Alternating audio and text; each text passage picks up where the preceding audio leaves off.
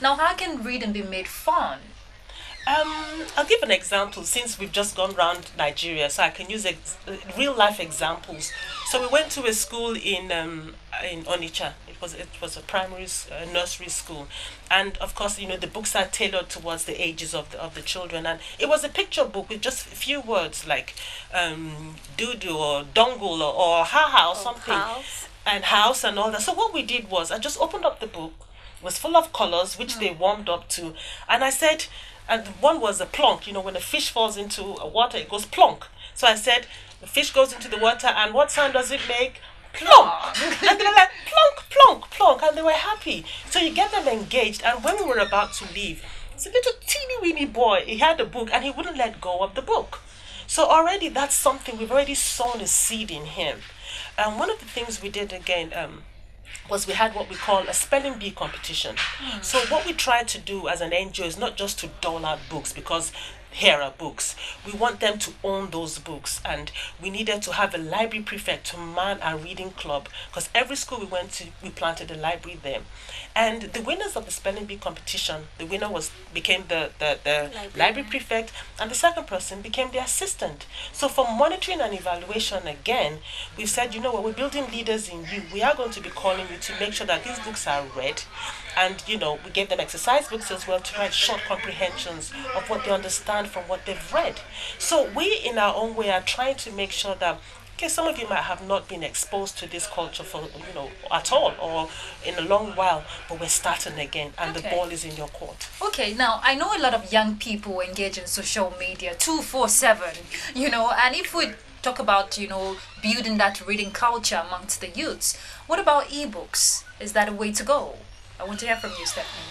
Okay, thank you so much. Ebooks too are also the way to go, in as much as you are learning from it. Even on social media, there are stuff, there are still good stuff that they put out on social media, and you learn from it. So, yes, ebook too, they are the way to go.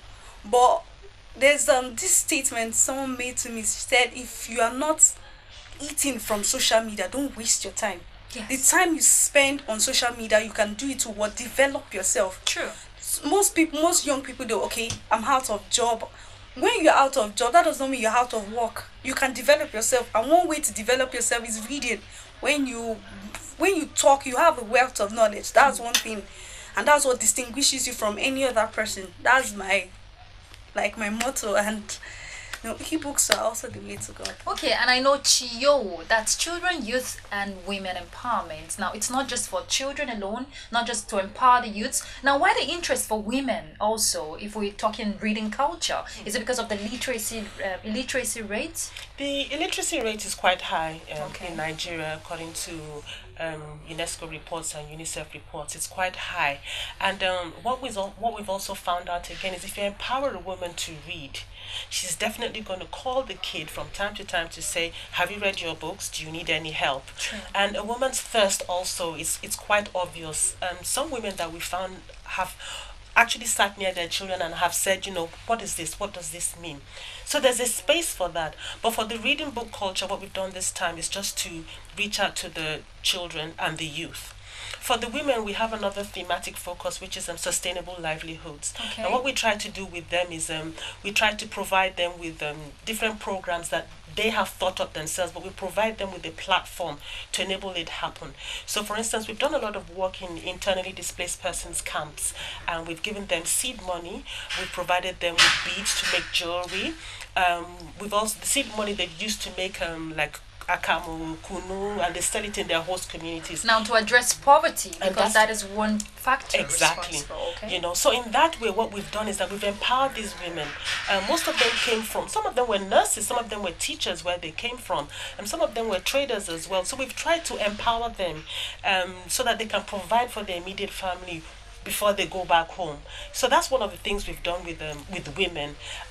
One of the places we went to, I think that was in Onitsha, some ladies, after we spoke with the children, came to us and said, first of all, oh yeah, you know what, we want to do some women empowerment initiatives in was it Onitsha or Asaba? Asaba. Can we work with them? We said yes. When we get back home, we'll sit back, tell us what you think the ladies would want in your community, and let's see how we can develop a program for you.